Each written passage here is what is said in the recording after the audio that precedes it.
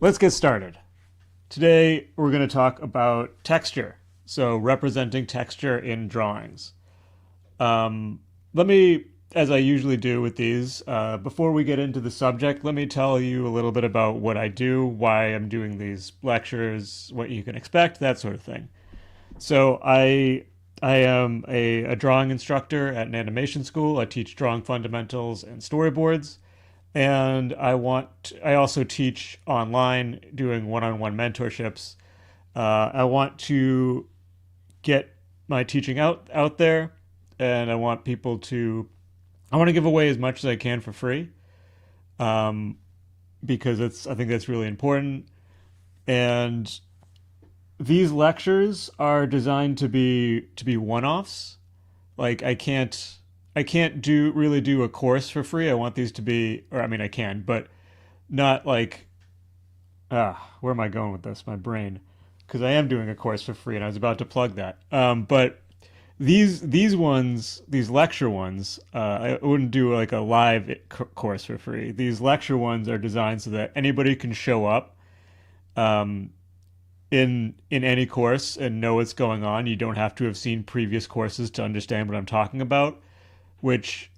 Previous classes to understand what I'm talking about, which is not what I would do in a course. In a course, I have ideas that build on each other, and there's assignments. So like would give you stuff to do, and then you would come back and you get feedback, and it's built that way. Whereas these are one-offs, it's just the information part of the lecture, and I might include some exercises in some of these, but you're not going to come back next week and get feedback. They're just one-offs. Um, all of the information I'm covering today is in my book, which you can download for free at imaginativedrawing.com. And I mentioned the course. I just this week launched a free course that I'm very excited about. It is about like basic drawing skills for drawing from life, how to do that effectively, because that's the first step in drawing from imagination. But more than that, it's about demonstrating and getting students used to effective study methods. Like these are the way as much of the structure as I do in real life courses that I can do in a free course, I did in the free course. So hopefully people will go participate in that because it's a thing you do. Courses are a thing you do. They're not just a series of videos. You have to do the work. That's how you actually get better. Um, so let's talk about texture. So this is how to describe surface textures in your drawings and paintings. So I'll start with you guys. What struggles do you have with describing texture? Uh, I mean, the word is it's pretty self-describing, right? Like, how do you describe texture? The fine detail of a larger object, maybe? Right. Yeah. Yeah. But like, do you find you have problems with it or struggles Yeah, in doing it yourself? yeah. How would you describe those struggles? I Now that I'm trying to use the round brush as much as possible, I see that I was um like depending too much on brushes, right? Hmm. Texture brushes, and it's quite limiting actually because you have the brush texture and that's it, right? Right. Yeah, I don't think relying on brushes is like there's nothing wrong with using texture brushes. They're very useful in certain situations, but you don't want to have to rely on them as your only way to do Yeah, texture exactly. because then it looks like you just slapped a texture brush on. I never heard of texture before, but I will learn. Well, you know what texture is. Like you've if you touch something rough, that's texture. If you like fur, like trees, they're all the leaves, that kind of thing. Like brick texture. So you know what it is. It's just today I want to discuss strategies for drawing it. Trouble with generalizing. Um, I'm not sure what you mean by generalizing. Do you mean like simplifying it instead of having to describe everything? Or yes, okay. Yeah, that's exactly what we're going to talk about today. So, what texture is in the most basic physical sense I can describe it is that texture is really just small forms that are on top of this that are on the surface of larger forms. Or they're when something is made up of a lot of small forms, like a bush is made up of a bunch of leaves and sticks, but it still has like an overall form of a bush. So this is what we're trying to describe with texture. So the step back a little bit, the way we can describe form, because what we're describing when we describe texture is form. So there's a few ways, or there's a lot of ways to describe form, but there's a few that are like the main ones that I teach. And the way to describe form is by describing the surfaces and how those surfaces wrap around the form. So you could describe form by describing its edges with lines. You can wrap those lines around the form. That describes the surface very well, like the grid view in a 3D model makes the form very clear. You can describe form by using shapes to describe the planes of the form. So these are areas where the surface faces the same or a similar direction. You can simplify that into a shape. Or you could use value to describe how light wraps around the form. And because light so surfaces appear brighter and darker depending on how much they face the light.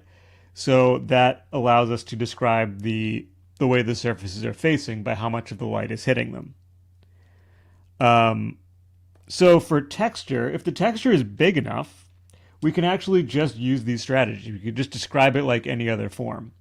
So like this bark texture, I could use lines to describe the edges and wrap around the form of the individual scales of bark, pieces of bark. I don't know what you call pieces of bark, if there's a word for it.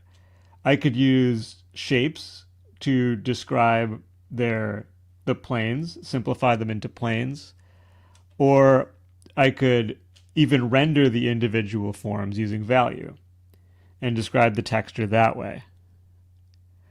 But most of the time, that's not really going to work.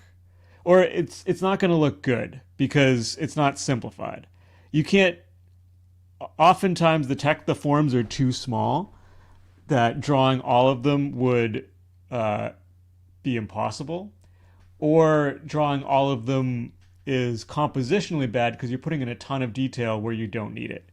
So for example, if I was drawing a field of grass, would I want to draw every blade of grass? No. No. Yeah. So on the right, I tried to draw every blade of grass, and I don't think it even looks that much like grass. It looks really weird because it's not how we see grass, right? When you're looking at a lawn or like a field or something, you don't see every edge of every blade of grass. You see like some, and then you kind of generalize the rest. So instead, I draw a few blades of grass, and I'm guessing that this reads to you like a field of grass, not like just a few blades and then nothing. Would you agree with that? Yeah. Yeah. So this is the general approach that I take to texture. So at this point, I gotta say that um, there's so many ways to do texture. Like every texture is unique, and you could do it in all kinds of different ways, whether you're using paint, or whether you're using line, or you're working digitally, or using texture brushes. There's so many ways to do this.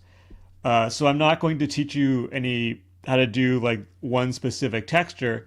I'm more like teaching you an overall philosophy of texture so you can come up with strategies that work for you, for the textures you want to describe in the style you want to do, in the compositions that you're making. Somebody just added something in the YouTube chat in Cyrillic. I'm sorry, I can't read that.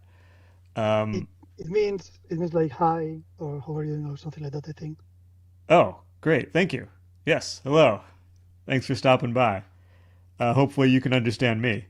Um, so, what we want to do, like in the example of the blade of grass, is instead of drawing every form, or every edge, every shape, we use some forms, some edges, some shapes to represent the rest of the forms and shapes of the texture.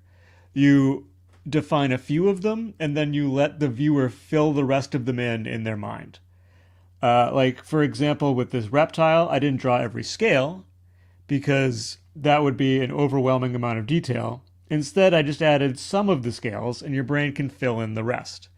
So I defined some of the forms that make up the texture, and I left the smaller forms to the viewer's brain to fill in. Because when we look at art, we're not looking at every line and every shape and every form.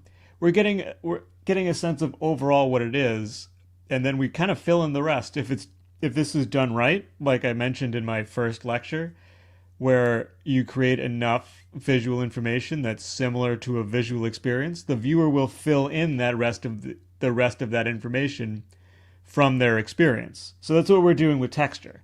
You give them enough information, they'll fill in the rest and assume that it's there. They just haven't seen it. Um, and you can use this. So sometimes you use this because it's impossible to capture every texture. Other times you use it because it makes more sense not to, compositionally. So I could draw every brick and every tile on this wall. And on its own, it looks fine. But if this was a background and I wanted to, I didn't want the focus to be on the background, I wanted to be on something that's in front of the background, this is not good compositionally because this has a ton of visual weight with all this detail and it's going to draw the eye there where I don't want it to. So instead, I'll use representative forms. I just draw a few bricks and a few tiles and then let the viewer fill in the rest from their mind. That way, if I have something going on in front of this background, the background is not going to pull a ton of attention away from it. Make sense so far? Yeah. Cool. So let's look at some individual ways to do this. So that representational form. Another thing you can do is representational contour. So this is where you use some lines to describe some of the edges, and the viewer will fill in that the rest of those edges are there. They just can't see them.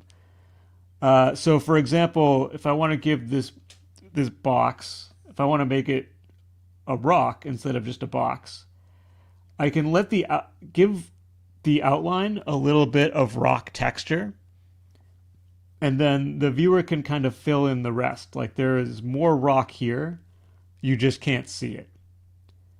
So this is especially useful for the outside contours that define its silhouette.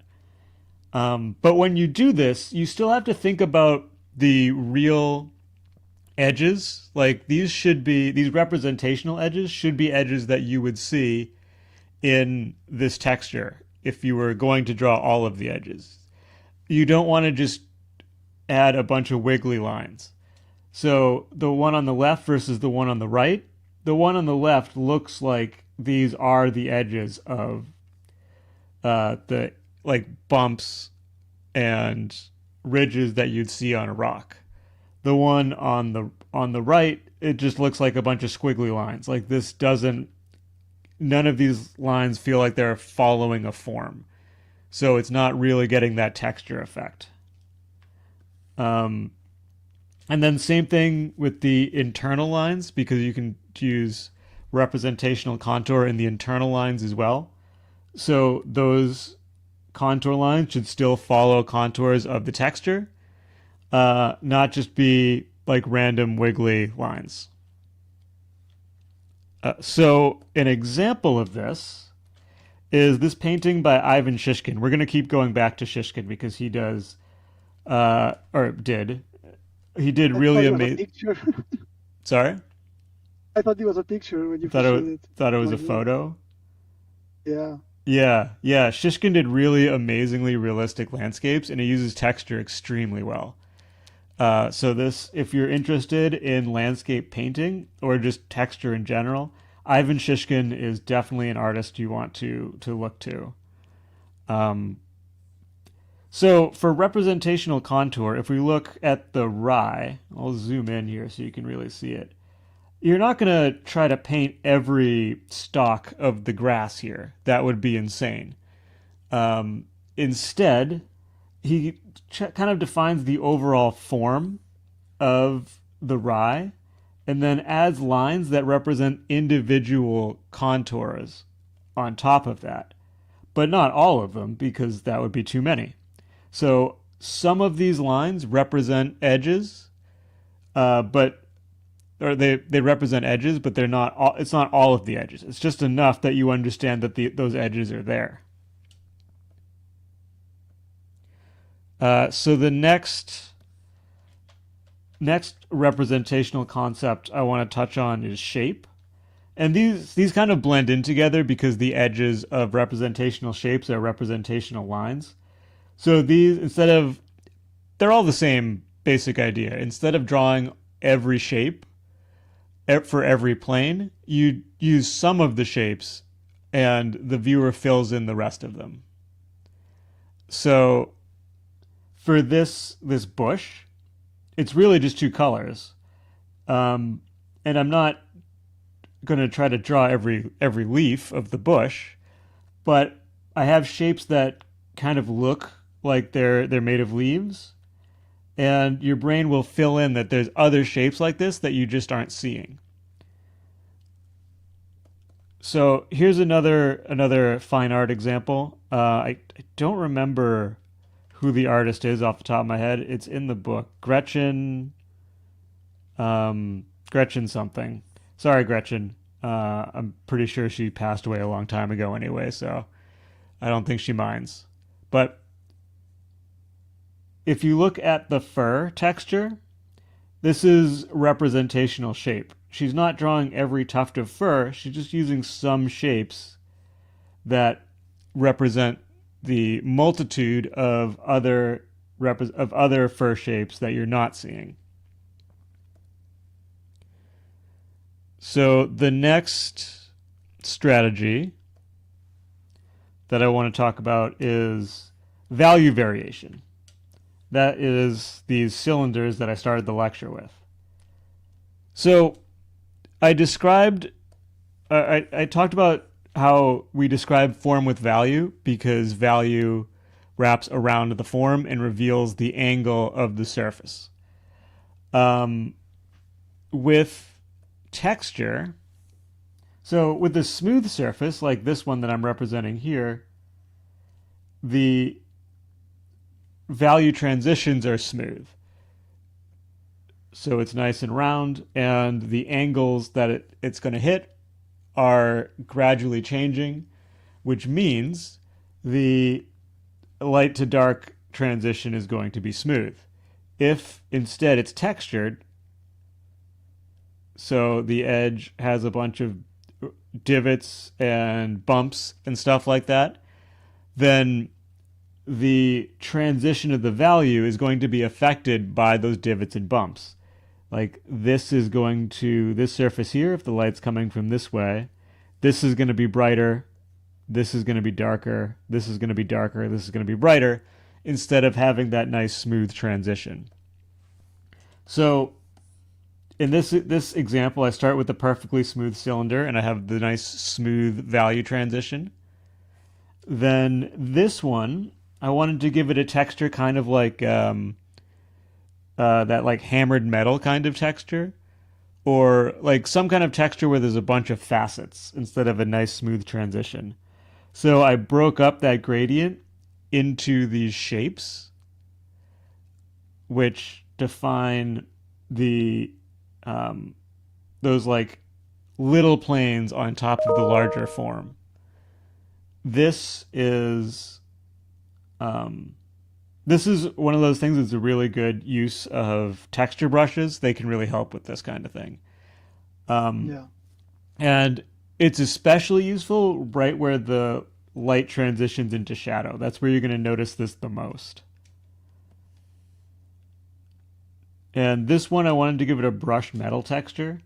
So I broke up the gradient with those like brush lines that you get from brushed metal, and I also included these little scratches.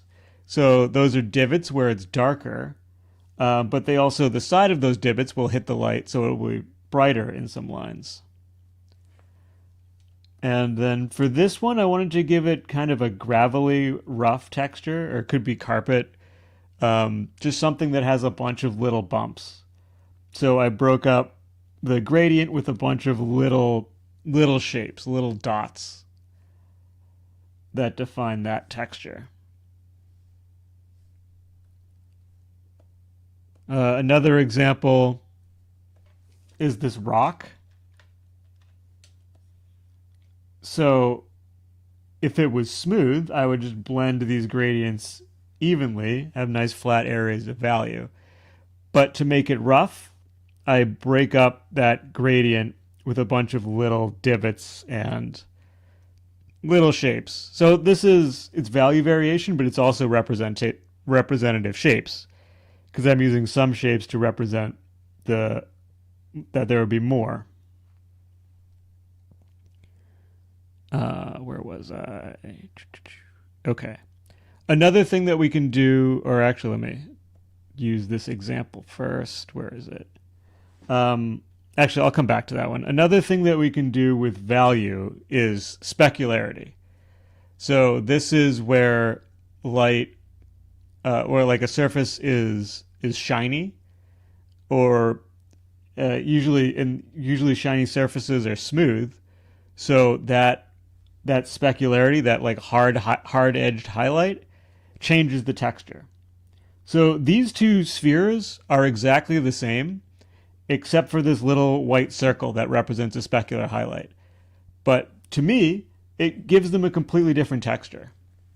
Like the first one looks like smoothish, but like kind of a matte smoothness, while the other one looks like it's shiny, like it's metal or something, or like it's polished.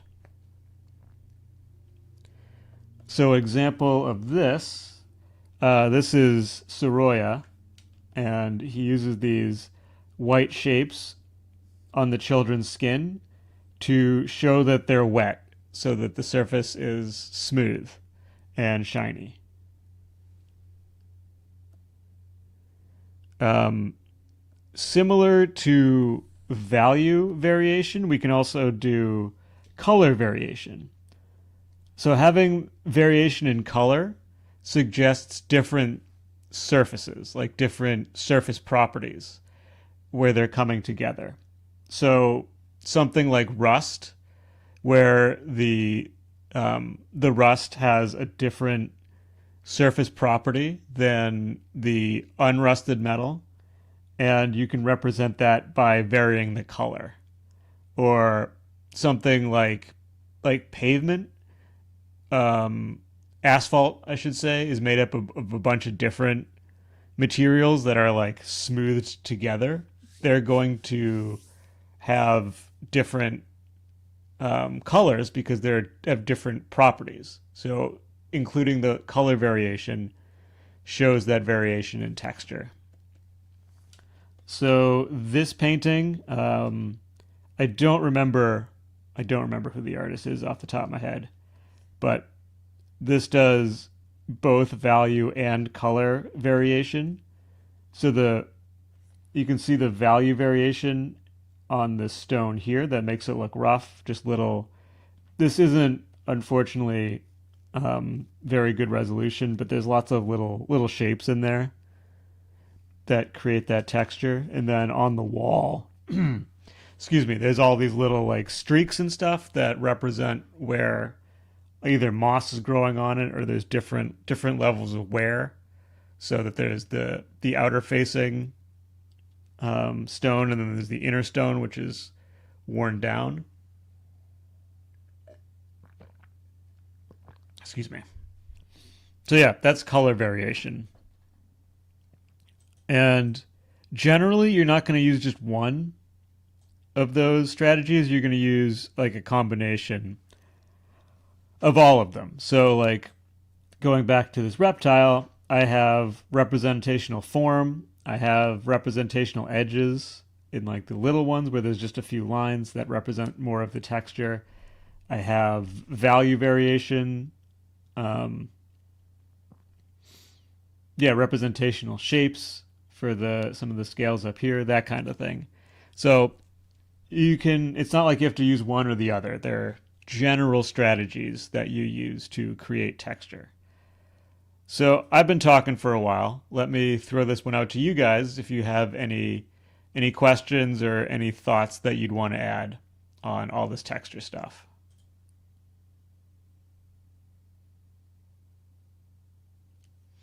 Well, I'm going to ask then, like, because I'm while you're explaining, I'm going through like the mentally the process of how I will go about it, right? Like imagining, okay, I'm painting this or whatever. So without having like a perfect example of what you are like, how to say, like I'm painting a castle, for example, right? And I want the rock texture for all the, I have like the larger pieces, and then I have the texture of the rock. How should I go about shading it to reach? For example, can you go back to the lizard? Sure. Because it was a good example that you have like the shapes on more or less on the edges because it's where it's catching more light. Mm-hmm. So it's not a smooth transition. But then where you before showed that you were not drawing all the scales. Right. We are getting the detail now. Correct? Mm-hmm. So at which point, at which layer, let's say, do you start to get into the fine detail of it? It's like, because I'm thinking if I have the smooth transition at the beginning, right, and I'm trying to find then which ones are catching more light than the other, like what edge and what not. Mm-hmm. I'm going to have the smooth transition below it. Isn't it going to defeat it? Or, I should try it to have like more specific questions, but it's the doubt I have right now in my head. Yeah, no, I get what you mean. I can't really give you a definite answer to that because it's really like there's so many variables to that, how you would want to approach what texture you're going to do. What I'll do instead is I'll do a demo after I get through the rest of the lecture. I think that's probably more helpful than me trying to, because like I can't give you a definite, I could give you an answer, but then it kind of defeats the purpose because it's not a one, it's like you don't want to use that for every texture. It's going to get boring. Really what it comes down to is just practice and experimentation, on studying the stuff from reference. But yeah, I'll do the demo. I think that'll help. Okay. And Bessel says that the white spot part is useful and relatively easy to implement. Yeah, I agree. I do that one a lot. I think it helps for smoothness. Okay, so let's keep going. The next thing I want to talk about is form and texture. And this is just a little caution thing. Should I try to find my own ways to draw texture and experiment? Yes, that's what I'm trying to get at. These are general strategies, so try experimenting with all of them. Like there are exercises in the book about how to experiment with this, but just to summarize, it's like find an object with texture, try to do it with representation what's the word, representative shapes, and see how you like that. Then try to do it representational contours. Try to do it with representation or value variation, and see what happens. See what you like. See what you don't like. And then when it comes to doing it with in a composition, in a finished piece, you'll have practiced it. You'll have an idea of what you want to do. So, say you want to draw a bear. You want to do a painting of a bear. Um, Try to practice this. Try some different versions of fur. Maybe you want to do a line version of fur where you use representational edges to define some of the tufts, but then leave the rest of it blank. Maybe you want to do representative shapes where you define some of the, like the woman with the fur hat that we saw. Maybe you want to do more of a value variation kind of thing where it's smooth, except in some parts you add a little value variation to show that there's fur there. And figure out what works best for that piece and your style. And then when you draw the bear, you can use that. So it's important with texture to keep in mind that these are small forms on top of a larger form, and you have to maintain that larger form first. That's You don't want to lose the larger form in the texture. So think about the surface that's under the texture while you're adding the texture, or you can end up flattening it out. So on the left, the feathers follow the direction of these feathers follows the surface orientation of the cylinder underneath. While the one on the right, they're all kind of just going straight up and down, so it doesn't look rounded anymore. It just looks like a circle with feathers coming off of it instead of a cylinder with feathers wrapping around it. So the last thing that I want to talk about with texture is scale and distance. So when things are closer, we see more of their texture than when things are farther away. And it's important to do this in your drawings as well if you want to have a sense of depth. Because in the distance, you could theoretically see more texture because there's more in the distance. And like, if you look off into the distance, like I'm looking out the window right now, and I could focus in on the trees in the distance, and I can see not all of it, but I can see a lot of the texture there. I could, if I was going to draw my view out the window, and I could theoretically draw that level of detail on the trees that are really far away. But if I did that, it would kind of flatten the image, because that's not, like, I see those details in the distance if I look for them, but most people, you're not going to look for them. You're looking at other things. So those details don't need to be there. In fact, probably shouldn't be there. While things that are closer up, you can see the details because they're closer.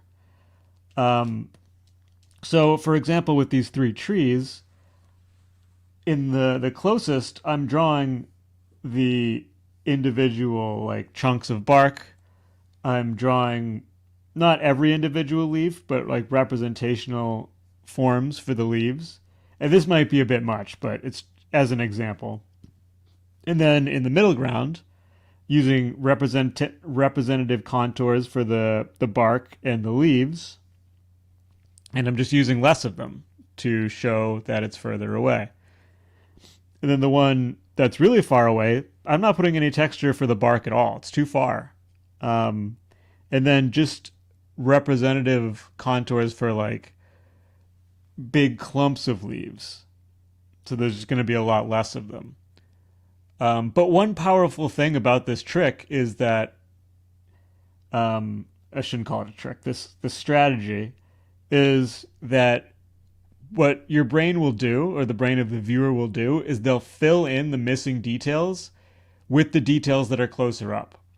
So even though there's no bark texture here, you kind of assume that it has bark texture based on your experience with the trees and based on the closer versions that have that texture.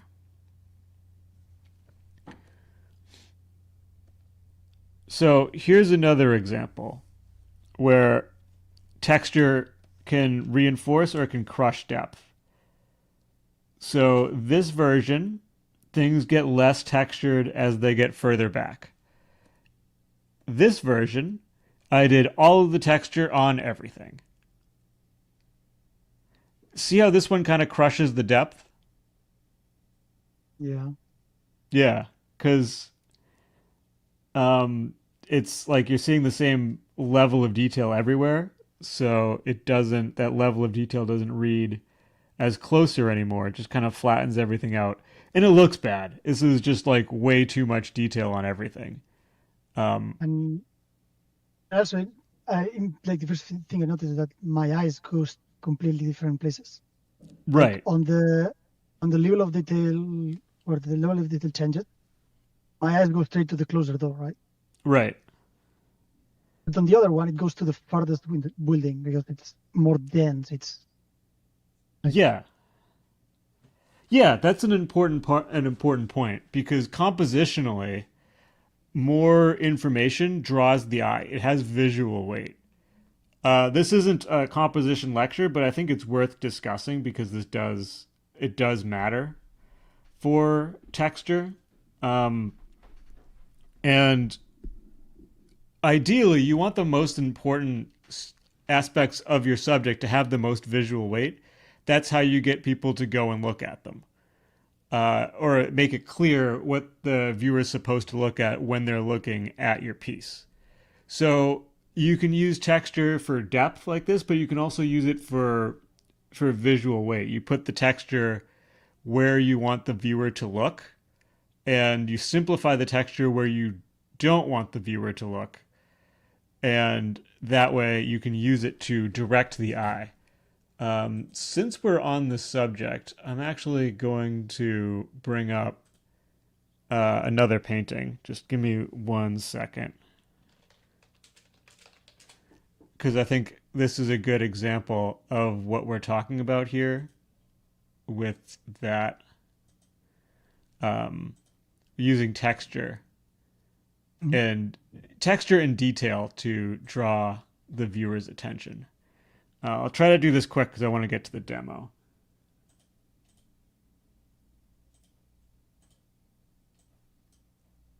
So this is a reply of the Zaporizhian Cossacks by Lenin. No, Repin. Yeah, definitely not Lenin. He was not a painter. So there's a lot of detail in all these figures, but if you look where there is the most detail, it's all right around here, the most texture detail. Whereas once we start getting further out, the detail, there's just a lot less detail. Like this guy's coat here, it's just a few colors. Whereas this guy's coat has, let me see if I can find a higher res version of this. I think we're losing some of the info here.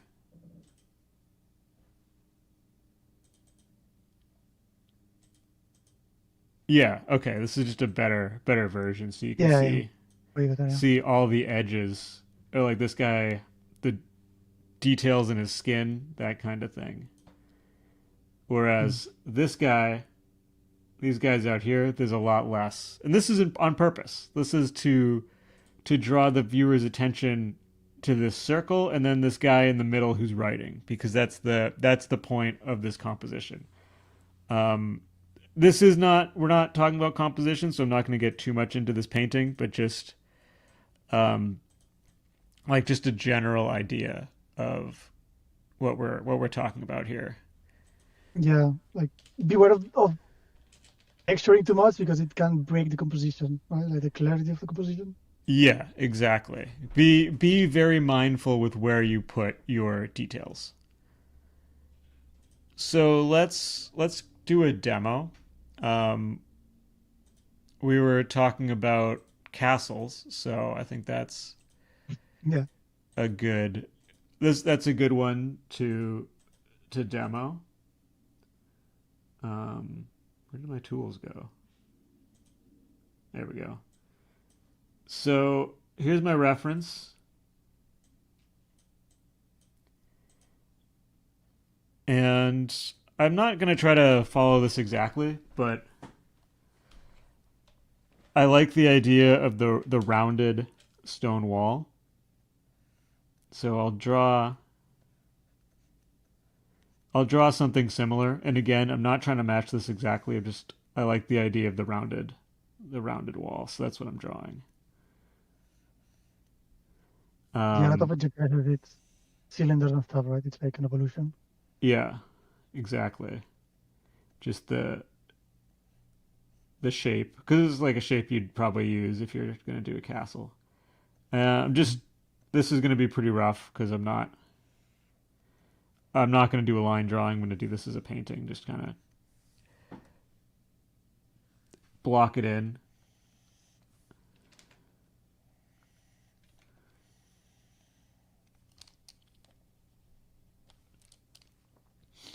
And I have like 15 minutes to do this demo, so it's probably not going to be all that good, but hopefully I can get the idea across.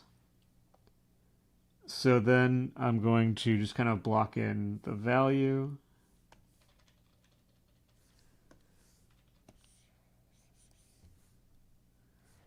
Oops.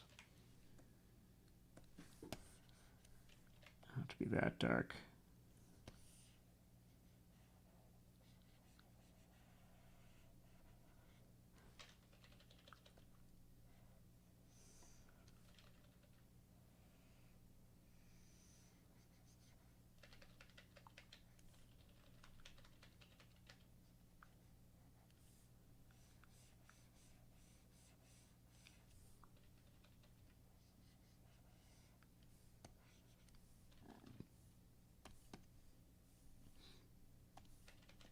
And I will give it a quick render. So the light is coming from the front, so it's going to be brighter. That's too much. It's going to be brighter on the front.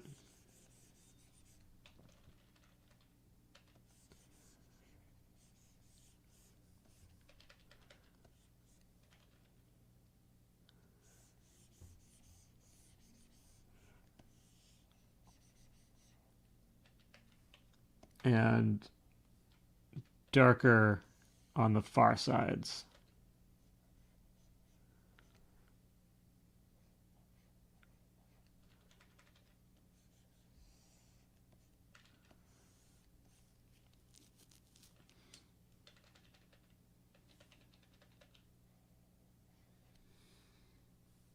And I'm going to start with it being smooth just to kind of demonstrate the point of going from smooth to textured.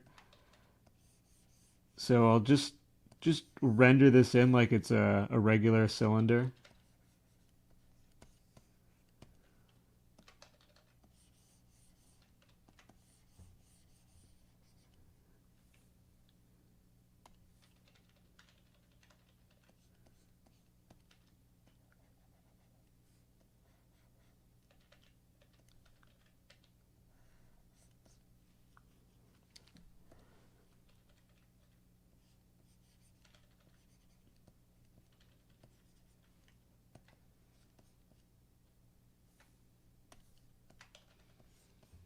Okay.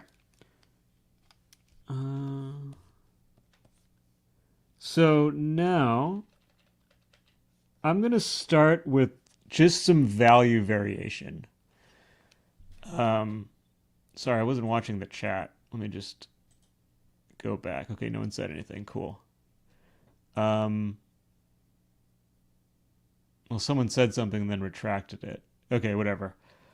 Um, yeah, I'm just gonna do some value variation, and this is where a textured brush is nice. I don't remember exactly what I have. That's not. Be a lot of times I actually make my own brushes for these kind of things, but I'm not. We don't have time for that. I think this could work. Let me. Yeah, that's fine for rock.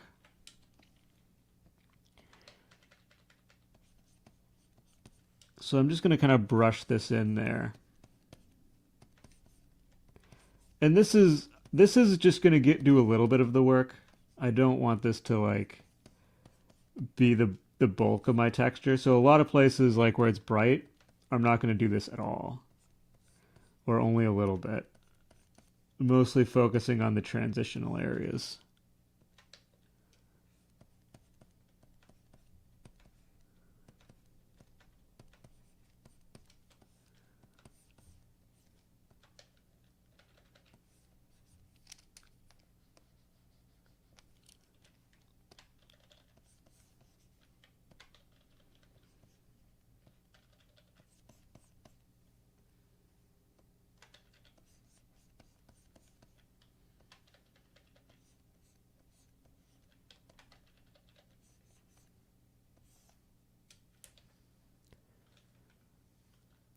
And alone it doesn't do that much. I'm gonna go and like really bring some dark really further out than it normally would be to really add some more distinct rough patches.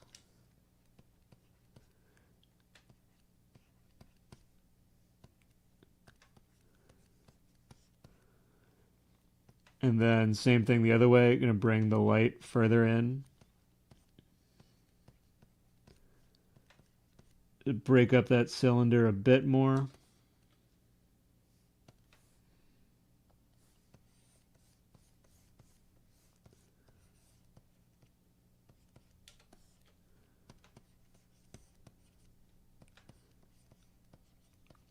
And just add that variation.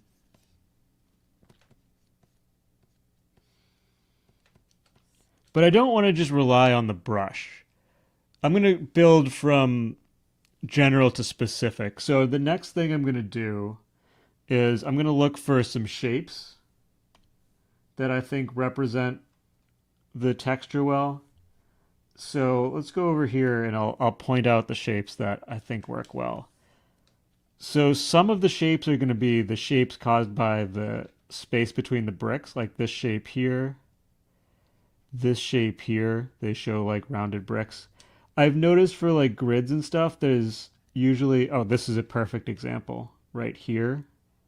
How there's like wide areas in the corners, kind of like triangles. Um, and especially when it gets darker, I can do like whole half brick shapes of shadows that I want to capture.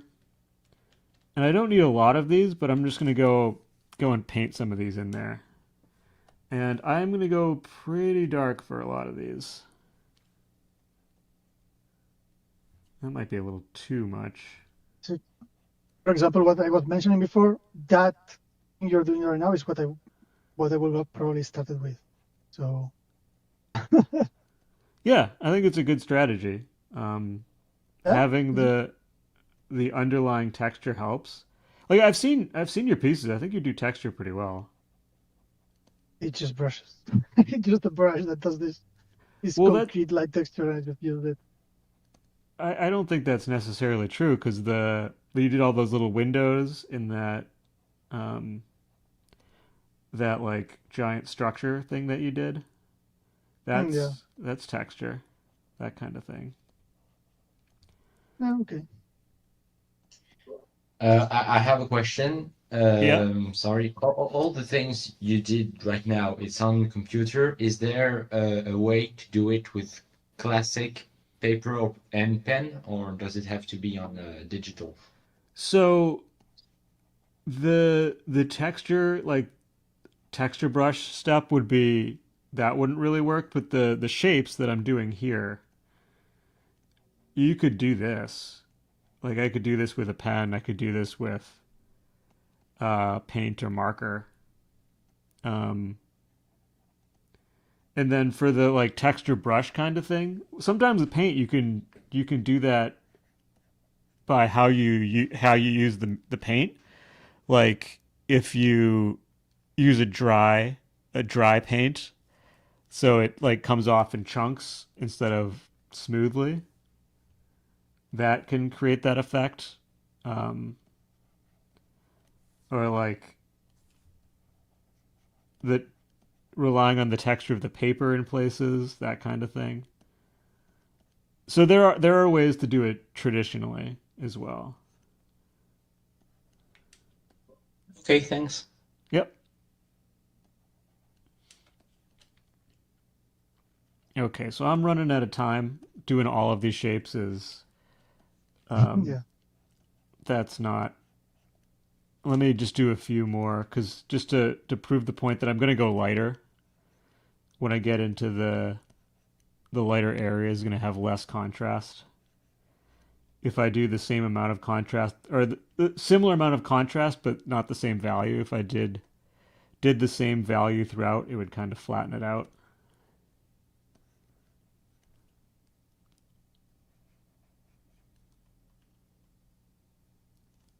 And I'm also so these are the representational shapes for the like um, shadow parts. Do some representational shapes for highlights too, like areas where the brick has changed direction and is facing upwards.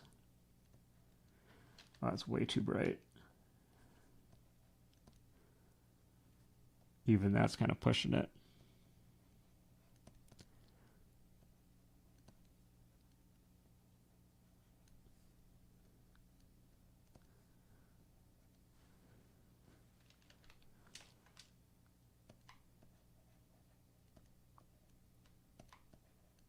Yeah, maybe I should have started this demo earlier because I don't think this Oh, but is it's fun. a great example. Like you can see what I'm doing, but you're not really getting the effect. Like it would take a while to do this through the whole thing. Oh, yeah, I can see it. And I'll add a few more of those. So yeah, like if I just kept at this, I'll keep at it for a little bit longer. Actually, before I do that though, I want to do some actual forms too. Um, so I'm going to go in and paint some like just full on paint a few of these bricks.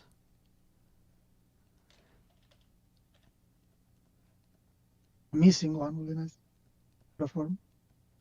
Sorry. I was thinking aloud maybe that a missing brick will be nice for a form maybe. Well, yeah, I don't see any though, so I'm not going to. I think that's a good idea, but I would want to see it in my reference to know how I would handle it. And I don't need a lot of the bricks, just a few of them. And how many is really a creative choice and how defined they are.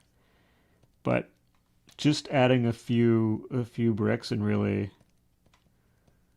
rendering them in, it does a lot for the texture and assuming where the rest of the texture is.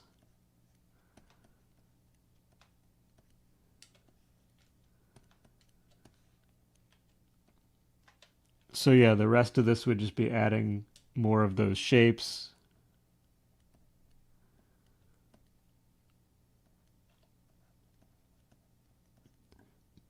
I think one of the best things you can do for this is to look at how other artists handle texture and imitate that. That's why I used so many examples during this lecture.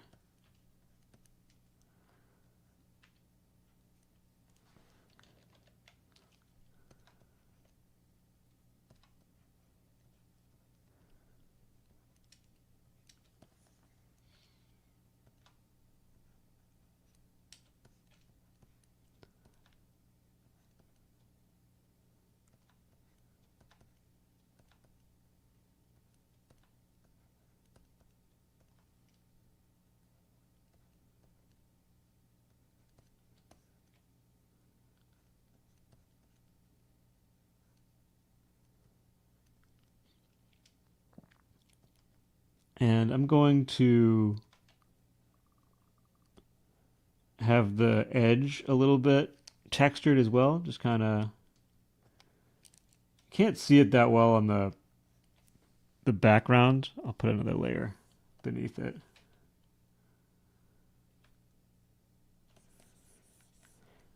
Not that dark. So I'm like, I want to give the edge some texture as well. This is maybe a little extreme, but kind of just take chunks out so it looks like brick as well.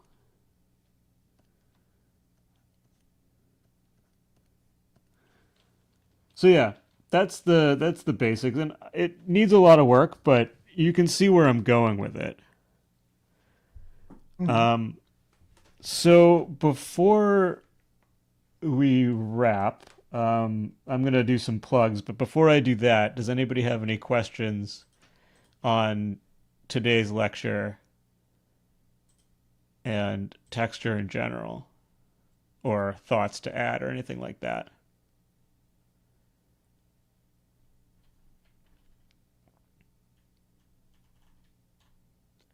I don't think so.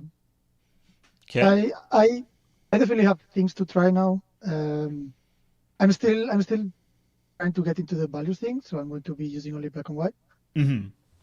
But yeah, I have things I want to try now, and I will ask on Discord if I have any questions. Cool. Sounds good. Um, okay, so let me do some plugs. All of the information I covered today, like I said at the beginning, is in my textbook that you can download for free at imaginativedrawing.com. Um, I do one-on-one mentorships as well. So if you enjoy the way I teach and you want to work with me directly, we can do that. Most students opt for once a week, and we meet. I teach theory like this. I give you exercises and assignments to put that theory into practice. I do demos of those exercises and assignments, and then you come back the next week and I give you feedback. Uh, it'll be fun to play with later on Drawing Journey. Yeah, I agree. Texture is fun. You're welcome. Um, I also, this week, I released a drawing course that I'm really proud of, and hopefully some people will be motivated to do it. It teaches drawing from observation, and it's for self-taught artists who feel lost or feel like they don't know how to study. The it's about drawing from observation, but what it's really about is how to study effectively. I learned a lot from you. Thank you. I will go experiment now. Awesome. You're welcome. It's about how to learn effectively. So it gives you suggestions for scheduling and how to use exercises and how to work on a project to give yourself feedback. Um, it's like how you and once you learn how to do that, you can apply it to other theory and um, can really help you to keep learning. Um, yeah, that's all the stuff that I wanted to plug. Thanks again for coming. The Discord. Yeah, I do these lectures every Wednesday, and if you want to like be there and ask questions on the mic, you can join my Discord. Um, the link is in the description, and you can also just come hang out. We got a really great crew of artists who are working on their fundamental skills and growing together. So I'm really, really excited about that and all the cool people that I've met through that. So we'd love to have you come join us, as long as you can behave. Uh, Thank you very much, and hopefully I'll see you at the next one. Bye, Thank you very everybody. much. Bye. Bye, thanks for the lecture. You're welcome.